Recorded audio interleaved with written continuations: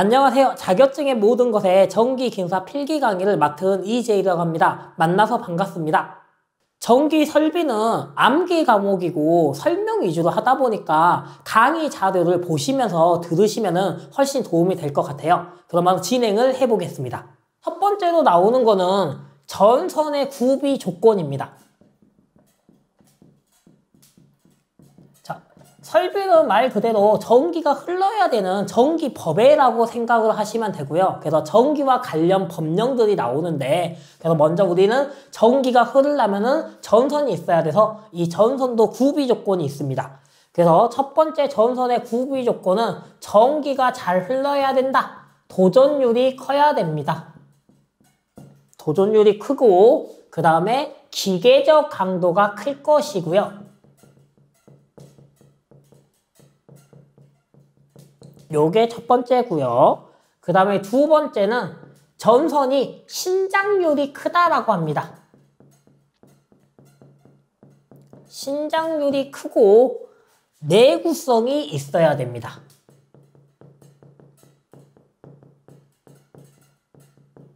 내구성이 있어야 되고, 그 다음에 세 번째, 전선은 공간을 많이 차지하면 안 됩니다. 그래서 비중이 작아야 되고, 그리고 작업하기 용이할 것, 가선이 용이하다라고 합니다. 작업이 쉬워야 된다라는 거고요. 그 다음에 네 번째는 당연한 건데, 가격이 싸고 구하기 쉬워야 된다. 요게 전선의 구비 조건입니다. 다음은 이제 전선의 굵기를 결정하는 상황입니다. 전선을 굵기를 어떻게 결정할 거냐? 첫 번째, 허용 전류를 생각해야 되고요. 두 번째, 기계적 강도를 생각해야 되고요. 세 번째, 전압 강화를 생각을 해야 됩니다. 그래서 전선 굵기는 허용 전류, 기계적 강도, 전압 강화, 요 세 가지를 기억을 해주시면 될 것 같습니다. 다음은 전선은 단선이 있고 연선이 있습니다. 단선은 구리가 하나로만 되어 있는 거고요. 연선은 구리를 여러 가닥을 꼬아서 만든 선입니다. 그래서 연선은 몇 가닥으로 되어 있냐가 나오는데, 그래서 우리는 이 연선에서 총 소선수를 구할 수 있어야 돼요. 가닥이라는 거, 가닥. 몇 가닥으로 만들어져 있어? 그래서 총 소선수 N은 3N에 가로 열고 N 플러스 1 플러스 1로 구할 수 있습니다. 그런데 여기서 소문자 N은 뭘 가리키냐면요, 층수를 가리켜요. 실제 전선은 이 가운데에 중심선이 하나 있고요. 이 중심선을 바탕으로 이렇게 전선들이 감싸고 있습니다. 그러면 이러면은 1층이에요. 중심선 제외하고. 그 다음에 또 여기를 감싸고 있으면은 얘는 이제 2층인 거예요. 또 여기를 감싸고 있으면은 3층이 되는 거예요. 그래서 이 층수가 중요합니다. 그래서 우리는 얘를 이제 계산을 해보면요. 1층일 때는 3 곱하기 1 더하기 1 플러스 1로 구성됩니다. 그러면은 3 곱하기 2 플러스 1입니다. 그러면 3 곱하기 2니까 6이 되고요. 6에다가 플러스 2라니까 7. 1층일 때 가닥수는 7이 됩니다. 그래서 우리는 이런 식으로 계산을 해도 되는데, 사실 1층, 2층, 3층, 4층까지 가닥수는 안 바뀌어요. 그래서 굳이 이거 계산하지 말고 1층은 7가닥, 2층은 19가닥, 3층은 37가닥, 4층은 한 가닥. 그냥 기억해 버리십시오. 안 바뀝니다. 결국에는 지금 이거 이 n은 층 넣어갖고 계산하는 가닥수나 요 가닥수나 똑같기 때문에 그냥 저희는 이거 층으로 몇 가닥씩이냐 라고 기억을 해줘도 좋을 것 같습니다. 다음으로 넘어가겠습니다. 다음은 절연전선의 종류입니다. 절연전선의 종류가 여러 가지가 많이 나와요. 근데 저는 대표적으로 두 가지 정도만 기억하면 된다라고 생각을 해서 OW라는 명칭과 DV라는 요 두 가지의 명칭만 기억을 좀 해주면 된다라고 하고 있습니다. 그래서 OW 같은 경우는 5개용 비닐 절연전선이라고 합니다. 이 OW는 옥상에서만 써야 됩니다. 5개 바깥쪽에서만 실내가 아닌 실외에서 사용하는 전선이다라고 생각하면 되고요. DV는요. 인입용 비닐 절연전선입니다. DV 인입용 비닐 절연전선은요. 한전에서 전기가 들어오잖아요. 우리 집까지. 그때는 바로 이 인입용 비닐 절연전선으로 들어와야 됩니다. 그래서 한전에서 전기가 들어오는 우리 집까지 들어올 때 쓰는 전선, 이게 바로 인입용 비닐 절연전선이다. 그래서 이 OW와 DV는 실내에서 쓰면 돼요, 안 돼요? 절대 안 된다. 이거 시험에 나옵니다. 절대 안 돼요. 실내에서는 불가능하고 얘는 5개 바깥에서만 써야 되고 얘는 한전에서 우리 집으로 오는 앞에까지만 쓸 수 있는 전선이다. 그 정도만 기억하면 될 것 같습니다. 그 다음에 케이블인데요. 케이블도 종류가 굉장히 많아요. 그래서 이 케이블은 저는 그냥 기호만 조금 기억할 겁니다.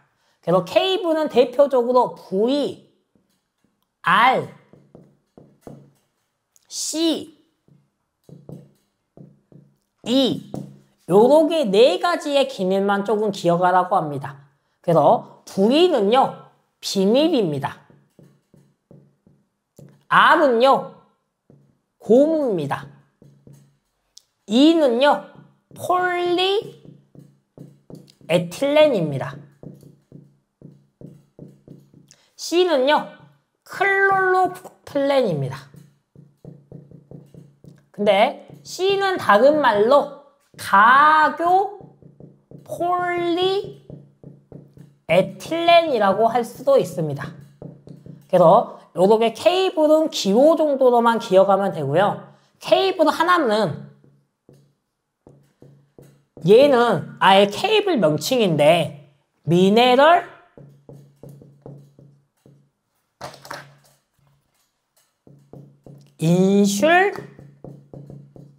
인슐레이션 케이블이다 라고 얘는 명칭으로 하나 기억해 주고 하나 있고요. 나머지는 기호로 어떤 명칭이냐를 가지면 됩니다. 그러면 문제에서 만약에 VV가 무슨 케이블이야 라고 했을 때 얘는 무슨 말이 들어가야 될까요? V는 뭐였어요? 비밀이라 했습니다. 그래서 비밀, 절연, 시스, 비밀, 절연, 케이블 원래 이렇게 불러요. 근데 명칭 굉장히 길잖아요. 어떻게 명칭 다 기억할 거예요. 그러기 때문에 뭐만 기억하라는 거예요? V가 뭘 뜻하는지, R은 뭘 뜻하는지, C는 뭘 뜻하는지 그 명칭만 찾는 거예요. 그래서 VV는 뭐가 들어가야 돼요? 비밀이라는 말이 2번 들어갔냐? 그럼 답인 거예요. 만약에 CV라고 불러봤다. 그러면 CV는 무슨 말이 들어가야 되는 거예요? 클로로 플랜이라는 말이 들어갔는지 비밀이라는 말이 들어갔는지 이 두 개의 말이 들어갔으면 답이 된다라는 겁니다. 그래서 케이블은 이 네 가지의 기호와 어떤 걸 의미하는지 그 정도만 기억을 하고 있으면 될 것 같습니다. 다음은 멀티탭과 테이블탭입니다. 자, 저희가 멀티탭이라고 하면은 다 뭐 생각하시냐면요. 선을 연장해 갖고 쓰는 걸 멀티탭이라고 부르고 있어요. 실제로는. 근데 실제로 멀티탭은 그러지 않아요. 여기서의 멀티탭은요. 한 개의 콘센트에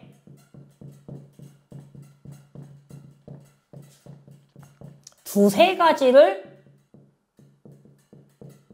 사용할 수 있는 거, 요게 멀티탭입니다. 우리가 그냥 선 연장해서 쓴다고 있는 멀티탭은요, 멀티탭이라고 부르면 안 되고 테이블 탭이라고 해야 됩니다. 이 테이블 탭은 멀티탭이 코드 길이가 짧을 때 연장해서 사용하는 겁니다. 그래서 우리가 일반적으로 멀티탭이라고 부르는 거는 원래대로라면은 테이블 탭입니다. 그리고 멀티탭은요, 우리 예전에 T자형 있잖아요. 거기서 그 자리에서만 쓸 수 있는 거 여러 개 꽂아서 그게 멀티탭입니다. 그래서 실제로는 그냥 테이블 탭이든 멀티탭이든 다 멀티탭으로 저도 부르고 있어요. 하지만은 시험에서는 이거를 나눠서 생각을 해줘야 된다라는 거 꼭 기억을 해주시면 되고요. 다음은 가전류 차단기의 시설 제한 장소입니다. 이거는 다른 말로 가전류 차단기를 그러면 시설해야 되는 공간은 라고 합니다. 가전류 차단기를 시설하면은 안 되는 곳, 이 말은요, 이거 제외하면은 나머지는 시설해도 된다는 겁니다. 그래서 가전류 차단기를 시설하면 안 되는 거는 접지, 선이라는 말이 들어가면요, 하면 안 되고요. 두 번째는 중선선이라는 말이 들어가면 하면 안 됩니다. 이 두 가지를 제외하고 나머지는 해도 된다는 소리입니다.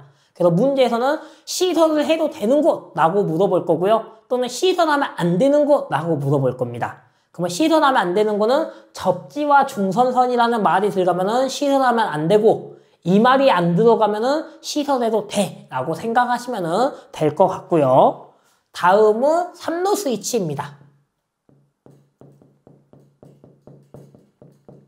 자, 3루 스위치는 3루가 2개 필요하다는데요. 이 말은 무슨 말이냐면은 우리가 1층에서 전등을 킬 거예요. 그리고 2층에서 전등을 끌 거예요. 그러면 1개소라는 게 바로 2개소라는 게 뭐냐면요. 2개의 장소라는 거예요. 2개의 장소. 1층이라는 장소와 2층이라는 장소에서 3루 스위치가 그럼 몇 개가 필요하다는 거예요? 1층에 1개, 2층에 1개. 그래서 2개소에서는 3루가 2개가 필요해 라는 소리입니다. 1층에 1개, 2층에 1개, 2개가 필요하다라는 거고요. 그리고 3루 스위치는요. 전원은 2가닥의 전선이 필요하고 스위치는 3가닥씩 필요하다라는 겁니다. 이 3루가 2개가 필요하다는 것은 3루 스위치 2개인데 각각 스위치마다 3가닥씩의 선이 들어가야 된다. 이거는 사실 그림으로 나와요. 이렇게 전원이 있으면은 요런 식으로요. S1, S2 해서 몇 가닥씩 필요하냐? 그러면은 전원은 2가닥, 스위치는 이렇게 3가닥, 요걸 찾아주라는 말입니다. 그래서 전원은 2가닥의 전선, 스위치는 각각 3가닥의 전선이 들어가야 된다. 요걸 찾아주시면 되고요. 다음으로 넘어가겠습니다. 자, 다음은 설비는 전기 작업을 실제 해야 되는 거예요. 그래서 공구들이 나옵니다. 그래서 공구들에 대해서 조금 배울 건데요. 먼저 첫 번째로 배우는 공구는 게이지입니다. 이 게이지는 측정기구입니다. 뭔가를 측정하는 기구들인데 그럼 뭔가를 측정할 거냐? 와이어 게이지, 마이크로미터, 버니어, 캘리퍼스 요렇게 3가지가 있습니다. 와이어 게이지는요. 전선 굵기를 측정합니다. 전선 굵기를 측정하고요. 마이크로미터도요. 마찬가지 전선 굵기를 측정합니다. 근데 이 마이크로미터는 굵기뿐만 아니고 뭐도 타냐? 깊이도 측정할 수 있습니다. 그래서 그냥 전송 굵기만 측정 가능한 거는 와이어 게이지, 전송 굵기와 깊이까지 측정할 수 있으면은 마이크로미터. 그 버니어 캘리퍼스는요, 어미자와 아들자라는 말이 들어가거나, 어미자는 내경, 아들자는 외경, 안과 밖, 외부, 안 지름과 바깥 지름을 둘 다 측정할 수 있는 거예요.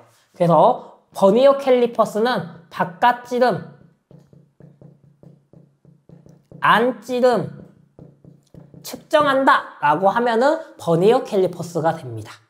그래서 요렇게 게이지는 3가지가 나오고요. 이 3가지의 특징만 조금 기억을 하시면 될 것 같습니다. 그 다음은 이제 공구들인데요. 공구의 첫 번째는 클리퍼입니다. 이 클리퍼는 굵은 전선을 절단한다 라고 해주시면 됩니다. 두꺼운 전선을 절단할 때 사용하는 거 클리퍼고요. 두 번째로는 펌프 플라이어입니다. 펌프 플라이어는 노크너트 젤대입니다. 노크너트라는 공구를 젤 때 사용한다, 조일 때 사용한다 라는 거고요. 그 다음에 세 번째로 프레셔 툴은 터미널 압착입니다. 터미널을 압착시키는 공구다. 그 다음에 네 번째로 밴더 및 식기인데요.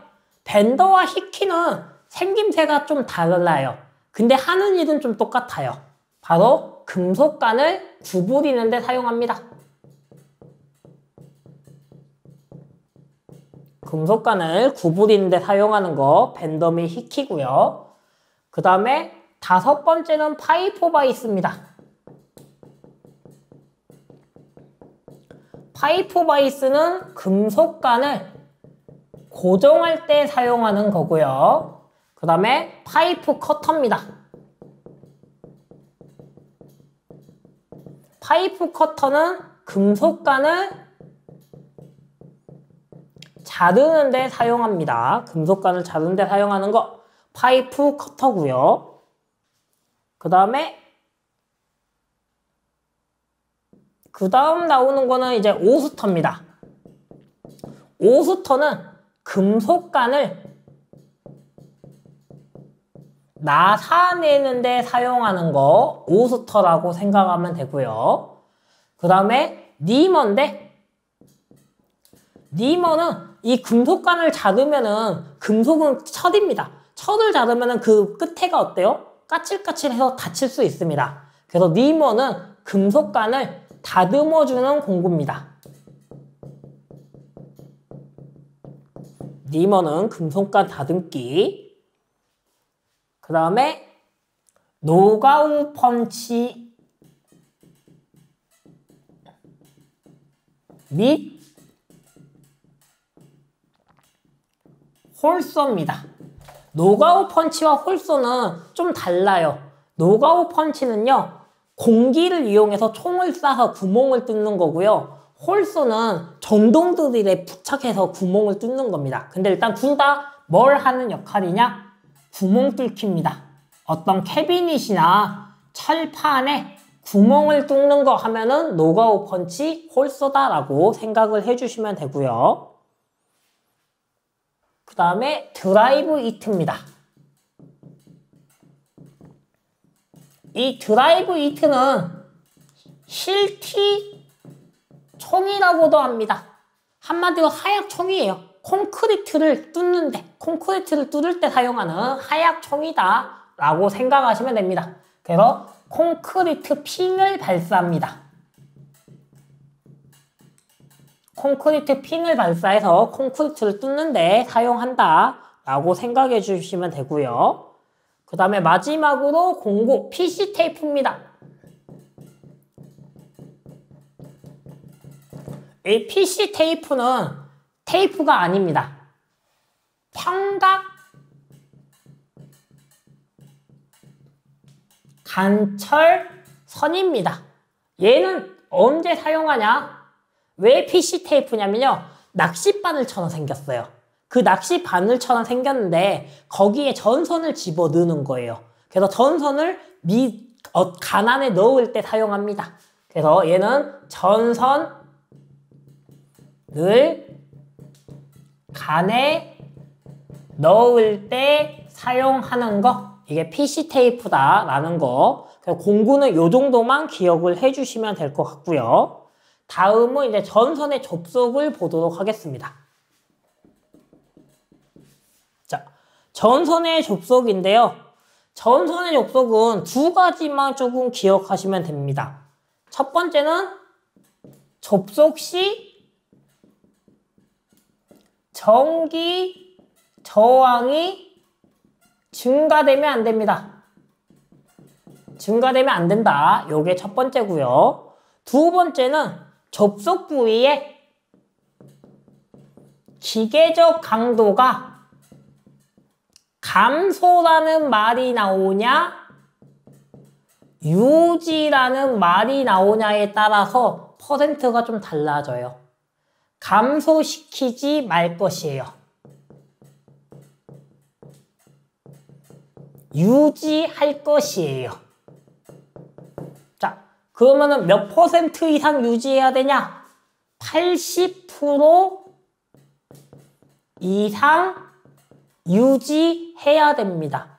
그럼 80% 이상 유지하려면은 몇 프로 이상 감소시키면 안 돼요? 20%가 넘어가면은 80%가 깨지죠. 그래서 20% 이상 감소시키면 안 돼 라는 겁니다. 그래서 감소냐 유지냐에 따라서 퍼센트 이거 말장난 쳐요. 20% 이상 유지할 것 이럽니다. 또는 80% 이상 감소시키지 말 것 이렇게 나오는데 감소가 나오면은 20%, 유지라는 말이 나오면은 80%다. 요거 두 개 잘 구분을 해주셔야 됩니다. 그래서 전선의 접속은 요렇게 나오고요. 그 다음에 이제 전선 접속의 방법입니다. 트위스트 접속이 있고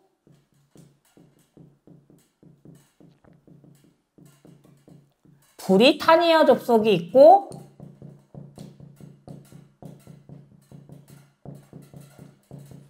직고리 접속이 있습니다. 트위스트 접속은요 6제곱밀리미터 이하의 가는 단선을 접속할 때 사용하고요. 브리타니아는요 10제곱밀리 이상의 굵은 단선을 접속할 때 사용합니다. 이 10제곱밀리미터를 다른 말로 3.2mm로 나올 수 있습니다. 그리고 직고리 접속은 박스 안에서 가는 전선을 접속할 때 사용하면은 직고리 접속이다 라는 거 요렇게 세 가지만 기억하시면 될 것 같습니다. 그리고 이 직고리 접속이 나왔기 때문에 이 직고리 접속은요 와이어 커넥터를 사용한다 요거만 하시면 됩니다. 그럼 테이프를 안 감아도 됩니다. 직고리 접속에서는 와이어 커넥터를 사용하면은 테이프로 절연을 안 해도 된다. 이 와이어 커넥터가 절연용입니다. 그래서 직고리 접속에 사용하는 거 하면은 뭐예요? 와이어 커넥터 무조건 사용해야 됩니다. 그래서 직고리 접속에 사용하는 거 와이어 커넥터다. 이것까지 기억하고 그 다음에 이제 테이프로 넘어가겠습니다. 자, 테이프의 종류는요. 1번 면 테이프가 있고요. 2번 고무 테이프, 3번 비닐 테이프, 4번 리노 테이프, 5번 이렇게 자기윤착 테이프가 있습니다. 얘들은 특징만 조금 기억하면 되는데 면 테이프는요. 거즈 테이프라고 합니다. 거즈 테이프라는 말이 들어가거나 또는 양면에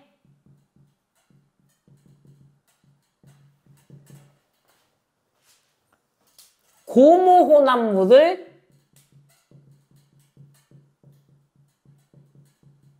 합친다. 요 말이 들어가면은 면 테이프입니다. 그리고 고무 테이프는요, 표면에 고무 풀을 칠한다. 이 말이 들어가거나 격리해야 된다. 격리해야 된다라는 말이 들어가면은 고무 테이프입니다. 그리고 비닐 테이프는 염화 비닐 컴파운드다. 요 말이 들어가거나 색상이 다양하다라고 하면은 비닐 테이프입니다. 그리고 우리가 절연 테이프라고 부르는 그 검은색 테이프 있죠? 그게 바로 비닐 테이프다라고 생각하시면 됩니다. 리노 테이프는 점착성이 없다. 이러면은 리노 테이프고요. 그리고 연필 케이블에 사용한다.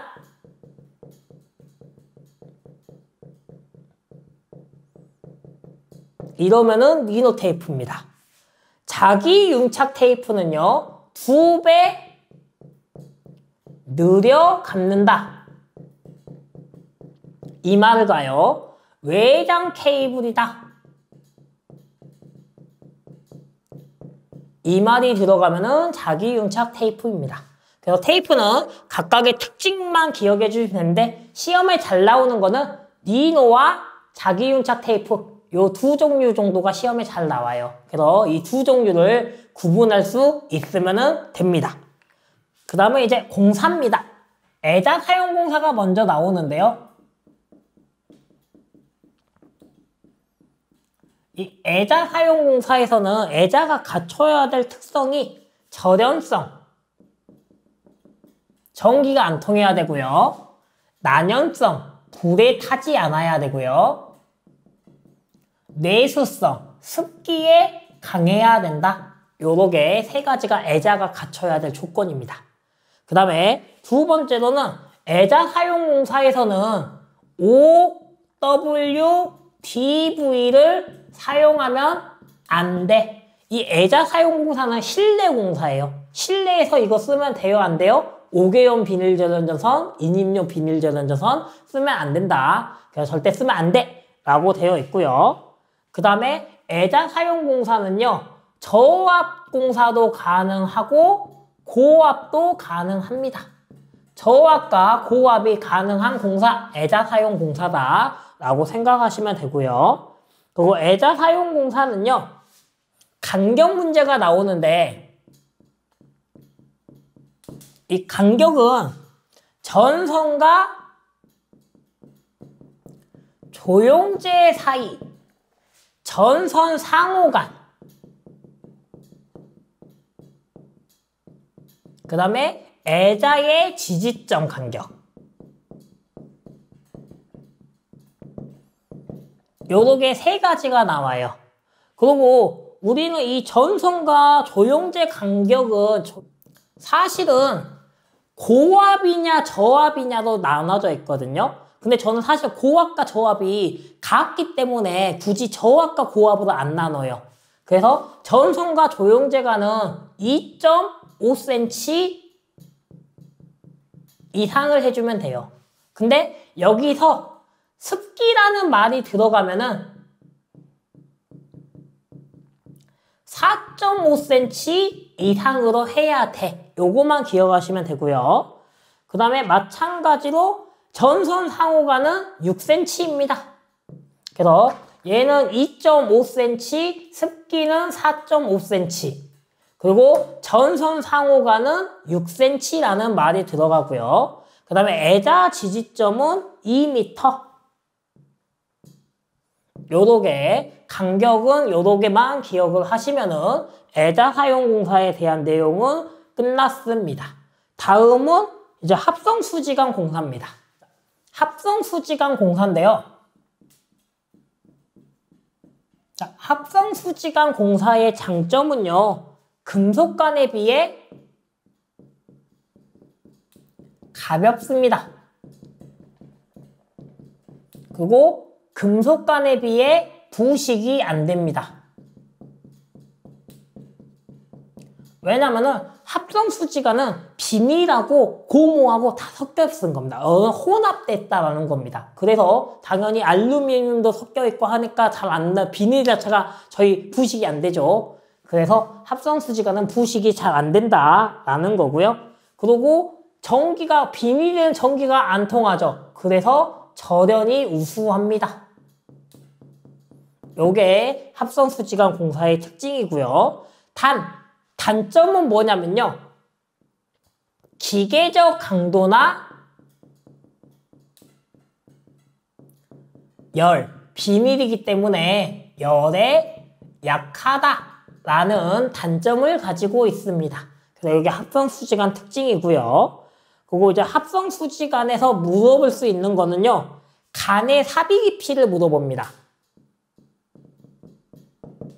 간을 얼마나 삽입을 해야 되냐? 삽입 깊이를 물어보는데 간의 삽입 깊이는요. 외경에 1.2배만큼 삽입해야 됩니다. 근데 여기서 접착제를 사용한다라는 말이 들어가면요. 접착제를 사용하면요. 0.8배까지로 줄여도 됩니다.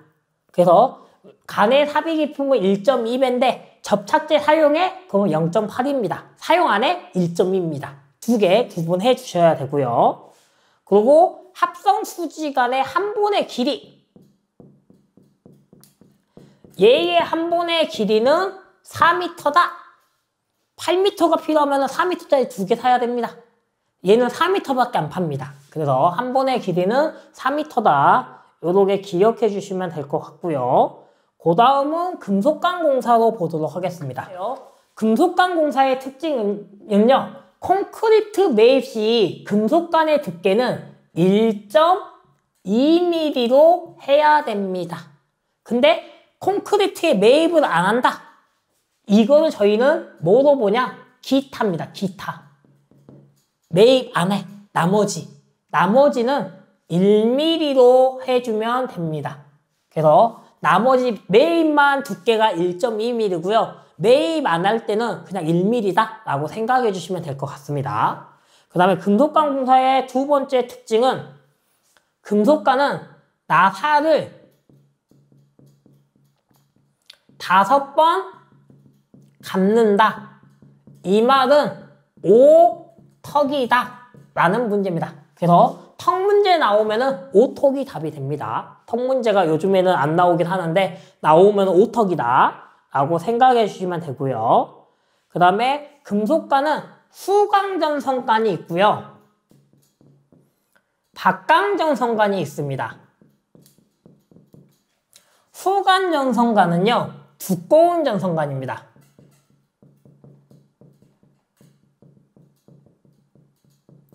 그리고 얘는 짝수로 나옵니다. 짝수. 간의 호칭이 짝수로 나옵니다. 그래서 저는 후짝이라고 외우고 있습니다. 그리고 박강은 얇은 전선관입니다.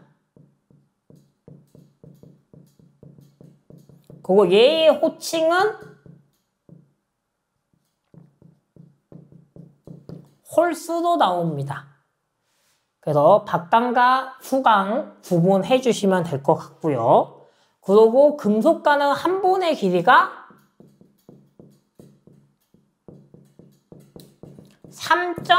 3.66m이다. 4m 아닙니다. 금속관 한 본의 길이 4m 문제 나오는데 합성수지관이 4m고 금속관은 3.66m이다. 라고 기억을 해주시면 될 것 같습니다. 그리고 이제 금속관의 부품을 보겠습니다. 금속관 공사에 들어가는 부품들인데요. 금속관 공사에 들어가는 부품들 첫 번째로는 노크너트가 있고요. 두 번째는 링 디퓨저가 있고요. 세 번째로는 엔트러스 캡. 네 번째는 터미널 캡. 다섯 번째는 유니온 커플링.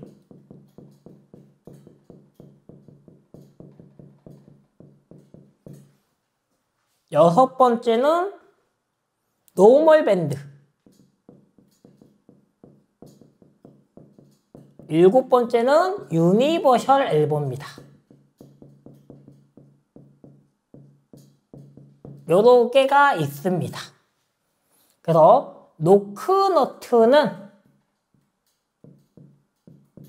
언제 쓰는 거냐 정도로만 기억하면 되는데, 노크너트는 금속관과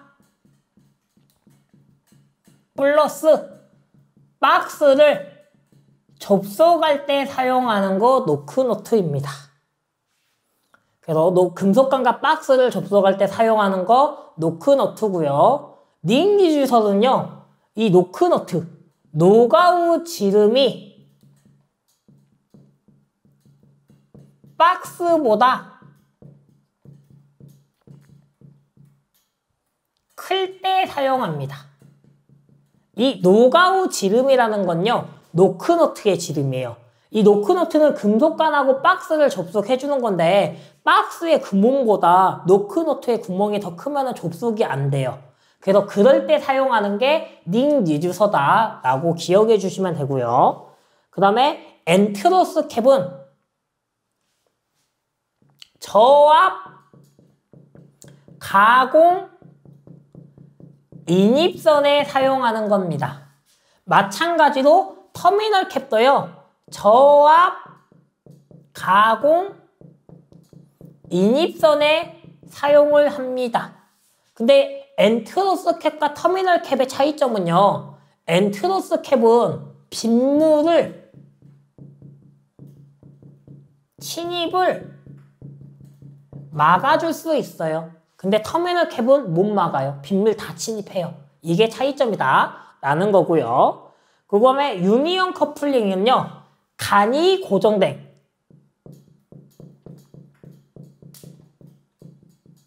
금속관 상호 접속을 할 때 사용하는 게 유니온 커플링입니다. 그리고 노멀 밴드와 이제 유니버셜 밴드인데요. 얘도 직각으로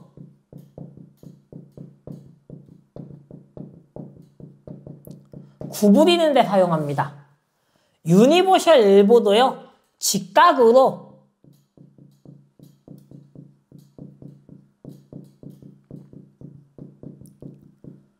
구부리는 데 사용합니다. 근데 어떤 차이가 있냐? 아까 저희 금속관의 특징 뭐 있었어요? 콘크리트 안에 매입할 거냐? 노출할 거냐죠? 노멀 밴드는요, 매입시예요. 매입시 사용하는 거고요. 유니버셜 엘보는요, 노출할 때 사용하는 거예요. 그래서 둘 다 직각으로 구부리는 데 사용하는데, 매입할 거냐? 노출할 거냐? 그거의 차이점을 기억해 주시면 될 것 같습니다. 다음은 가요전선관 부품으로 넘어가겠습니다. 자, 가요전선관 부품인데요. 가요전선관 부품은 스플릿 커플링, 두 번째는 플렉시블 커플링,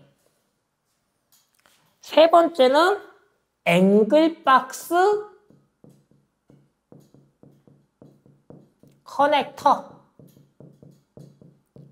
네 번째는 스트레이트 박스 커넥터, 마지막으로 콤비네이션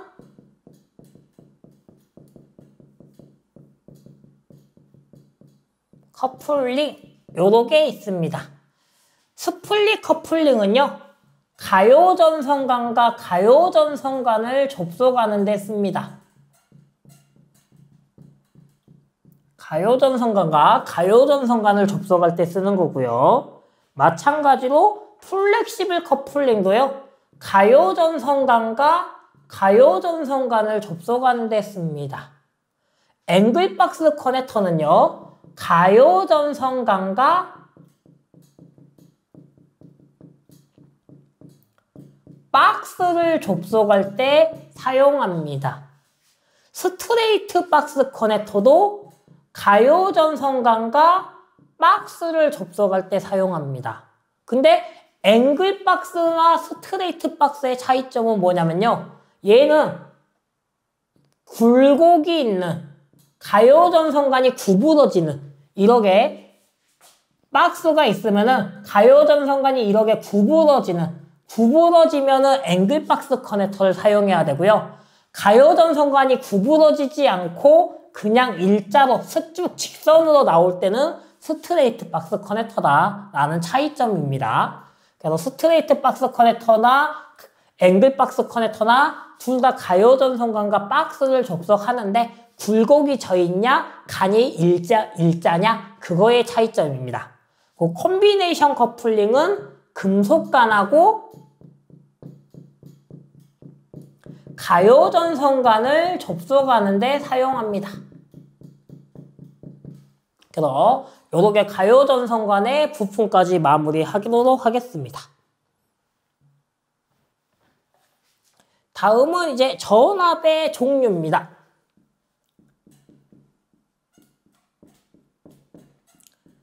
자, 저희가 전압은 직류가 있고 교류가 있습니다.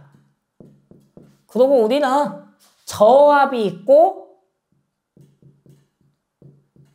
고압이 있고 특고압이 있습니다. 근데 사실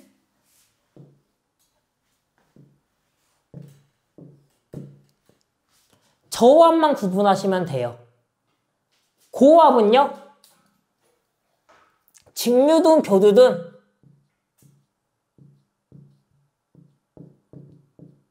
(7000V) 이하면은 고압으로 봐요. 그리고 7000V를 초과하면은 특고압으로 봅니다. 그래서 우리는 뭐만 구분하면 돼요? 저압만 구분하면 됩니다. 그래서 직류는 저압을 1500V 이하면은 저압으로 보고요. 교류는 1000V 이하를 저압으로 보고 있습니다. 고압은 당연히 얘보다 저압보다는 커야겠죠. 그것만 기억을 해주시면 될 것 같습니다. 이렇게 전압의 종류 기억을 해주시면 될 것 같고요. 그 다음에 제가 공사를 잘 나오는 공사만 좀 설명을 했어요. 그 잘 나오는 공사 합성수지관하고 제가 금속관하고 애자밖에 안 했죠. 그게 공사에서 문제가 잘 나와요. 근데 공사들이 또 종류도 굉장히 많아요. 근데 다른 공사들은 사실 뭐가 나오냐면은 지지점 간격이 나와요. 지지점 간격이. 그래서 다른 공사들은 이 지지점 간격만 조금 기억을 할 거예요. 그래서 지지점 간격은 1m 이하마다 지지를 해야 되고 1.5m 이하마다 지지점 간격이 있고 2m 이하마다 지지점 간격이 있고 3m 이하마다 지지점 간격이 있어요. 그래서 얘들은 공사별 지지점 간격 한 방에 쭉 외울 거예요. 그래서 1m 이하의 지지점 간격은요, 캡타이어 케이블과 가요전선관은 1m마다 지지를 해줘야 됩니다. 그리고 1.5m 이하마다 지지를 해주는 건요, 합성수지관과 각종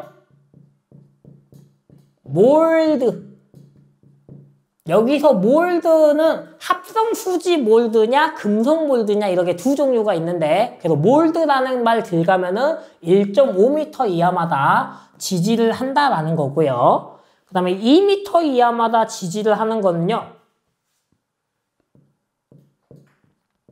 금속강공사, 케이블, 그 다음에 아까 했던 애자사용공사, 마지막으로 라이팅 덕트. 요렇게 네 가지는 2m 이하마다 지지를 해줘야 되고요. 거기서 3m 이하마다 지지를 해주는 거는 금속 덕트와 박스 덕트는 3m 이하마다 지지를 해야 된다. 그 지지점 간격은 요 정도만 기억을 해주시면 될 것 같습니다. 다음으로 넘어가겠습니다. 자, 그 다음은 가공인입선과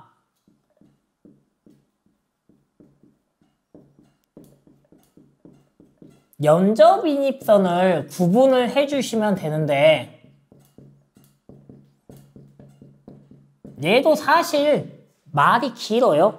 그래서 저는 이 말만 찾으라고 하고 있어요. 가공인입선은 가공전선로라 해서 다른 지지물을 거치지 않고 수용장소로 이르는 선을 가공이입선이라 하거든요. 그래서 이러면 말이 길죠. 그래서 저는 가공이입선은 딱 이 말 두 개만 찾으라고 설명하고 있어요. 가공전선로, 수용장소. 이 말이 들어가면 가공이입선이 되고요. 염접인입선은요, 수용장소에서 수용장소로 가면은 염접인입선이다예요. 그래서 가공이입선과 염접인입선의 차이는, 가공이입선은 가공전선로에서 수용장소로 간다. 염접인입선은 수용장소에서 수용장소로 보낸다. 요렇게 기억해 주시면 될 것 같고요. 그 다음에 염접인입선은 시설 제한이 있어요. 얘는 시설 제한이 있는데, 첫 번째로 염접인입선은 분기거리, 왜? 수용장소는 우리 집이 수용장소예요. 여기 건물도 수용장소가 될 수 있는데 건물에서 건물로 전선을 보내는 거예요. 근데 분기거리가 100m를 초과하면 안 돼요. 건물과 건물이 100m가 안 넘어야지만 할 수 있다는 소리고요. 두 번째는요, 폭이 5m를 넘는 도로는 횡단 못해요. 한마디로 앞에도 도로, 건물이 있을 수도 있죠. 근데 앞에 도로가 있어요. 폭이 5m가 넓어요. 그러면은 염접인입선 못 간다 라는 거고요. 세 번째로는 옥내를 관통할 수 없어요. 바깥으로 돌아가야 돼요. 실내를 관통할 수 없다라는 거고요. 마지막으로는요, 고압은 위험하니까 고압은 불가해요. 저압만 가능하다. 요렇게 시설 제한 기억해 주시면 될 것 같습니다. 그 다음에 이제 전주입니다. 전주는 우리가 전봇대라고 부르는 그걸 전주다요. 이제 전기를 배우신 분들은 전봇대 하시면 안 됩니다. 전신주, 전주, 전선주, 이게 올바른 표현이에요. 그래서 전주의 깊이입니다.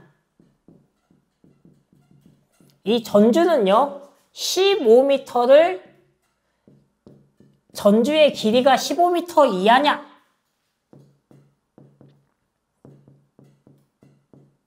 15m를 초과하냐, 요렇게 두 가지로 나눌 수 있습니다. 15m 이하인 경우는요, 그 길이의 6분의 1을 곱해준 깊이입니다. 만약에 14면은 14 곱하기 6분의 1을 계산해서 나오는 깊이만큼 묻어야 된다라는 소리입니다. 그래서 15m 이하일 때는 그 길이의 6분의 1을 곱한다 라고 생각하면 되고요. 15m를 초과했을 때는 무조건 2.5m입니다. 2.5m 이상 땅에 묻어야 됩니다. 15m를 초과했을 때는. 근데 여기서의 조건은요. 허용 인장이 6.8 이하인 경우입니다.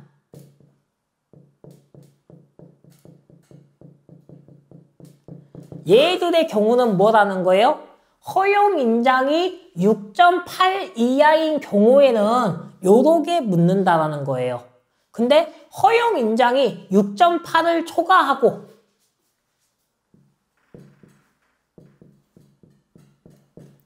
6.8을 초과하고 9.8 이하일 때는요. 이 나온 길이에다가 뭐만 해주면 되냐?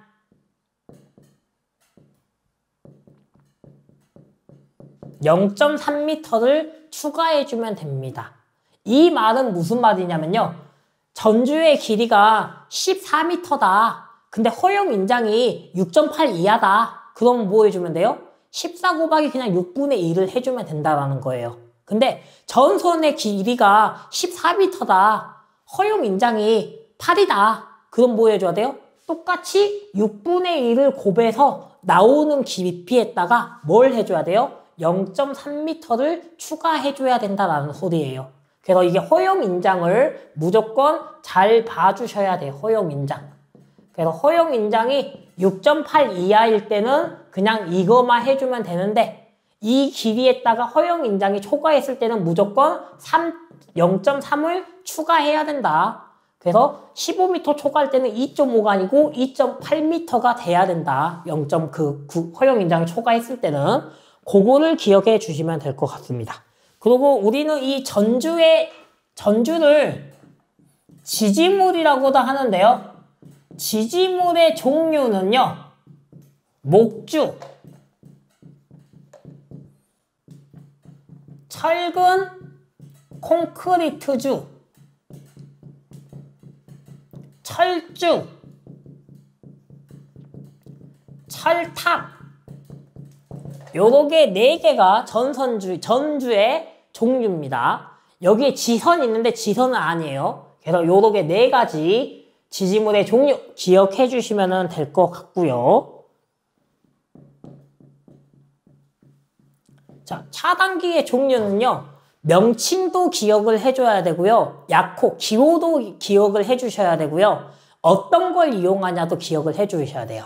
그래서 차단기는 A, C, B, A, B, B, V, C, B, M, B, B, O, C, B, G, C, B 요렇게 있습니다. A, C, B는요. 기중 차단기라고 합니다. A, B, B는요. 공기 차단기라고 합니다. VCB는요. 진공 차단기라고 합니다. MBB는요. 자기 차단기라고 합니다. OCB는요. 유입 차단기라고 합니다. GCB는요. 가스 차단기라고 합니다. 자, 에어 서킷 브레이커예요. 에어 블라스트 브레이커예요. VCB는 이제 진공 서킷 브레이커고요. MBB는 마그네틱, O는 오일, G는 가스 이걸 의미합니다. 그래서 ACB는 기중 차단기인데 뭘 이용하냐? 대기 중, 우리 떠다니는 공기. 그래서 대기 중 공기를 이용합니다. 떠다니는 공기를 이용하는 게 기중 차단기고요. 공기 차단기는요, 공기니까 당연히 떠다니는 공기라고 생각하시면 안 돼요. 얘는 압축 공기예요.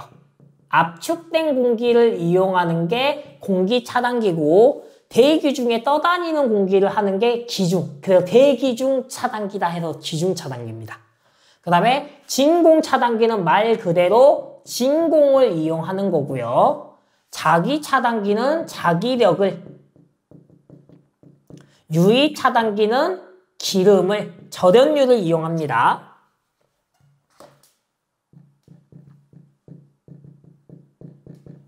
그리고 가스 차단기는요, XF6 가스를 사용합니다. 이걸 6 불황성 가스다 라고 합니다. 여기서의 6은 숫자 6입니다. 6불황성 가스야. 그리고 이 SF6는요, 문제에서 특징 물어보는 문제가 나오는데요, 공기보다 다 좋답니다. 공기보다 나쁘다 하면은 특징 아니에요. 문제에서 가끔 공기와 가스 부위고 많이 하는데 XF6는 공기보다 다 좋다, 이 말이 나와야 됩니다.